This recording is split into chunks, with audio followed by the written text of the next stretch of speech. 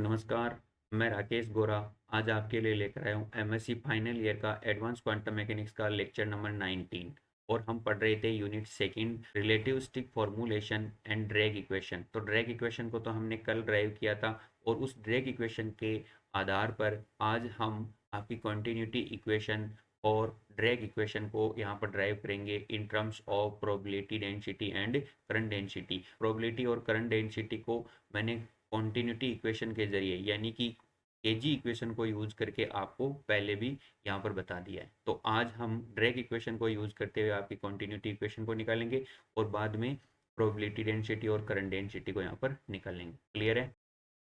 तो देखिए, continuity equation के लिए हम सबसे पहले कहते हैं कि ड्रैग इक्वेशन या फिर ड्रैग इक्वेशन का हम क्या लिख देते हैं, यहाँ पर हैमिल्टोनियन लिख देते हैं। तो हैमिल्टोनियन क्या होता है ड्रैग इक्वेशन के लिए? सी एल्फा पी वेक्टर प्लस का beta M naught C square. अब ये क्या होता है भाई? आपकी एनर्जी की टर्म होती है। एनर्जी को हम क्वांटम के अंदर इस प्रकार से लिख देते हैं, तो iota h cut curly by curly T. अब यहाँ पर मैं क्या कहता हूँ भाई? सी एल्फा पी वेक्टर प्लस का beta M naught C square. Clear है? अब देखो, मैं यहाँ पर इस पी का भी इसका वैल्यू रख देता हूँ। क्या? पी वेक्टर इक्वल टू क्या लिख सकता हूँ? माइनस का आयोटा एच कट और एल।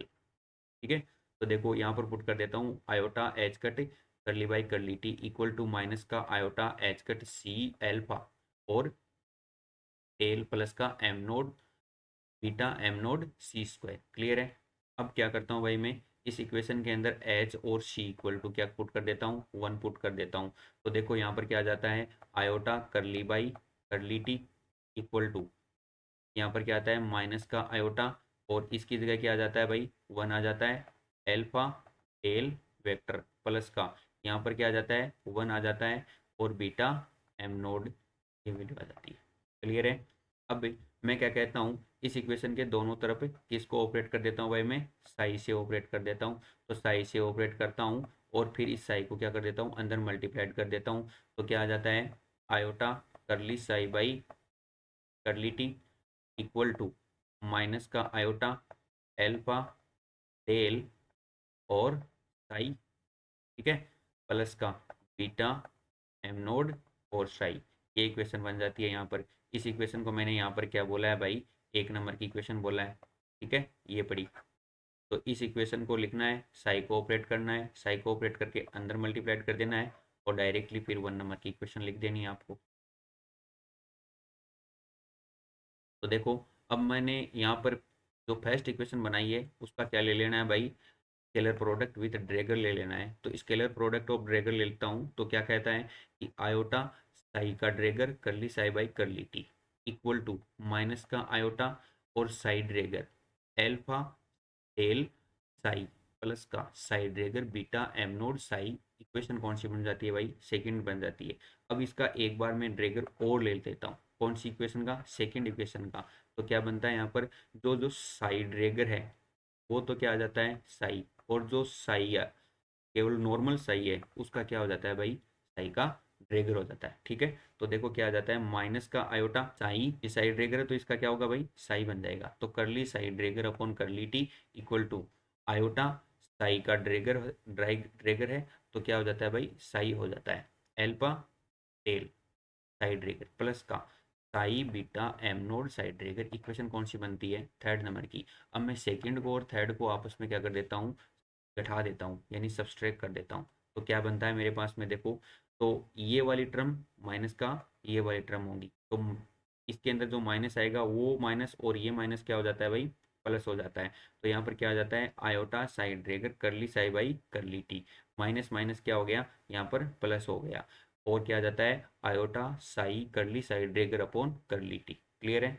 अब देखो, ये वाली टर्म माइनस ये वाली टर्म, तो इस वाली टर्म को पहले पुट कर देता हूँ। तो क्या आता है? माइनस का iota psi dagger alpha del psi. Clear है? आगे क्या आता है भाई? आगे आ जाता है psi dagger beta M naught psi. अब ये माइनस आता है पूरा का पूरा, तो यहाँ पर क्या आ जाता है? यहाँ पर माइनस आ जाता है। तो क्या आता है यहाँ पर? आयोटा साई एल्फा डेल और साई रेगर। यहाँ पर क्या आता है भाई? ये प्लस और ये इधर की ओर माइनस आया तो ये क्या हो गया भाई? अंदर मल्टीप्लाइड किया था हमने इसको, तो क्या हो गया? माइनस। तो psi beta M naught side रहेगा। क्लियर है? अब मैं क्या कहता हूँ? मैं कह देता हूँ कि यहाँ पर जो आपकी ये टर्म है, ये क्या है भाई, साई ड्रैगर और साई का क्या है, डेरिवेटिव पार्ट है। तो curly Sai upon curly T, ये किसका डेरिवेटिव भाई, साई ड्रैगर और साई का। तो मैंने यहाँ पर इसकी जगह ये वैल्यू पुट करनी। क्लियर है। आगे की ओर मैं इसको कहता हूँ कि इसके इस पूरी टर्म के अंदर से ये तो प्लस का है और ये माइनस का है, तो ये क्या हो जाते हैं, कैंसिल हो जाते हैं। तो मैंने यहाँ पर ये वाली टर्म और ये वाली टर्म बची हुई मिलती है मेरे को। तो यहाँ पर मैं लिख देता हूँ माइनस का आयोटा साइड ब्रेकर एल्फा डेल साई। क्लियर है। माइनस का ये वाली term iota psi alpha del और साइड ब्रेकर। क्लियर है। यहाँ से मैं क्या कॉमन ले लेता हूँ भाई, माइनस का आयोटा को कॉमन ले लेता हूँ। तो माइनस का iota psi dagger alpha del psi plus का माइनस को कॉमन ले लिया, तो यहाँ पर क्या हो गया, प्लस हो गया। तो साई एल्फा डेल और साइड रेगर। क्लियर है। यहाँ पर ये वैल्यू आ जाती है। अब देखो मेरे पास में ये वाली टर्म है एल्फा और क्या है भाई, डेल है। तो इसको मैं लिख सकता हूँ एल्फा आई और करली आई, ये लिख सकता हूँ मैं। ये कहाँ से लिखा है मैंने, एल्फा बीटा की प्रॉपर्टीज से लिखा है। तो अब देखो आगे की ओर मैं क्या कहता हूँ, ये इक्वेशन आ जाती है curly psi dagger psi upon curly T equal to minus psi dagger, और यहाँ पर इस टर्म की जगह क्या पुट कर देता हूँ मैं, ये वाली टर्म पुट कर देता हूँ। तो एल पाई करली आई साई प्लस का साई आ जाता है यहाँ पर, और क्या आता है भाई, इस टर्म की जगह पर भी यही वैल्यू पुट कर देता हूँ। तो एल पाई करली आई और साइड ड्रेगर। ठीक है। अब देखो मैंने यहाँ पर क्या करना है भाई, मैंने यहाँ पर ये पूरी की पूरी टर्म है ना, ये इसका पूरा का पूरा डेरिवेटिव पार्ट है एक। तो ये डेरिवेटिव पार्ट है, तो इसके अंदर से मैं माइनस का करली आई को तो बाहर ले लेता हूँ और इसको अंदर लिख देता हूँ साइड ड्रैगर को और एल्फा और साई को। ठीक है। तो यहाँ पर क्या आ जाता है भाई, करली side Drager Sai upon curly T equal to minus का करली आई साइड ड्रैगर एल्फा आई साई। ठीक है। अब देखो मैं मेरे पास में यहाँ पर है क्या भाई, करली आई, इसको लिख सकता हूँ डेल ऑपरेटर। तो मैंने यहाँ पर लिख दिया, इसकी जगह तो ये पुट कर दिया, और आपके पास में जो ये साई ड्रैगर और साई है, इसको मैं लिख देता हूँ पी। ये क्या होती है भाई, आपकी डेंसिटी होती है। ठीक है ना।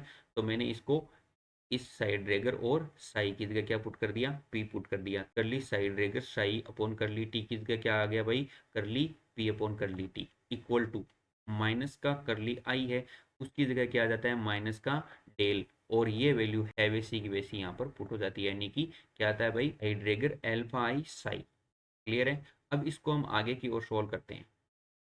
तो देखो ये माइनस है, अब ये वाली टर्म इधर की ओर जाएंगी, तो क्या आएगा भाई, करली P upon curly t plus का डेल साई ऑपरेटर एल्फा आई और साई इक्वल टू क्या हो जाता है भाई, जीरो हो जाता है। ठीक है ना। तो देखो अब मैंने यहाँ पर एक बात और कहनी है, क्या कि साई ड्रेगर एल्फा आई और साई इक्वल टू क्या कह सकता हूँ मैं, जे वेक्टर कह सकता हूँ। ठीक है ना। तो मैंने इसको क्या कहा है, जे वेक्टर कहा है। तो curly P upon curly t plus का टेल और क्या आ जाता है भाई, J vector equal to zero. Equation कौन सी आ जाती है भाई, फोर्थ नंबर की बन जाती है। अब इस फोर्थ नंबर की इक्वेशन के अंदर हमने कुछ टर्म्स को कह कर आए हैं, क्या कि P vector equal to psi dagger psi, इसको मैंने क्या कहा है, प्रोबेबिलिटी डेंसिटी। ठीक है। और यहाँ पर जे वेक्टर को क्या कहा है, साई रेगर एल्फा आई साई, इसको क्या कहते हैं, हमें प्रोबेबिलिटी करंट डेंसिटी कहते हैं। ठीक है ना। तो मैंने देखो पहले आपको केजी इक्वेशन को यूज करते हुए आपको क्या निकलवा के बताया भाई, आपकी प्रोबेबिलिटी डेंसिटी और करंट डेंसिटी को निकाल कर दिखाया है। और आज हमने ड्रेक इक्वेशन को यूज करते हुए यहाँ पर प्रोबेबिलिटी और करंट डेंसिटी को निकाल कर बताया है।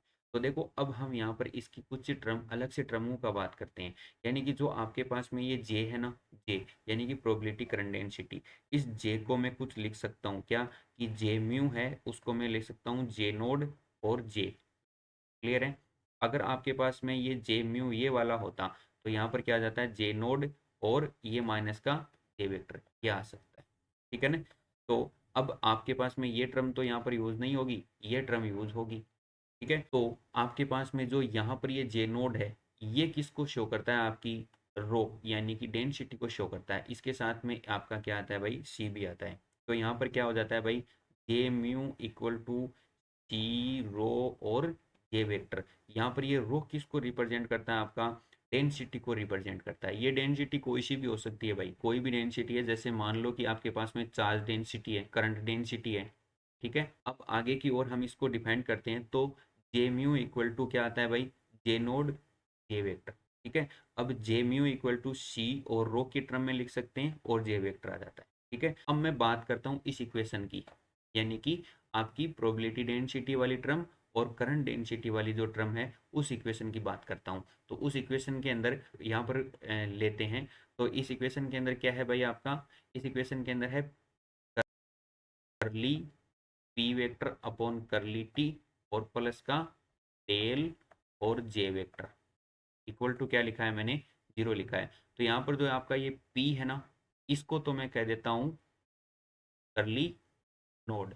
ये कौन सा कंपोनेंट है, जीरोथ कंपोनेंट कहलाता है।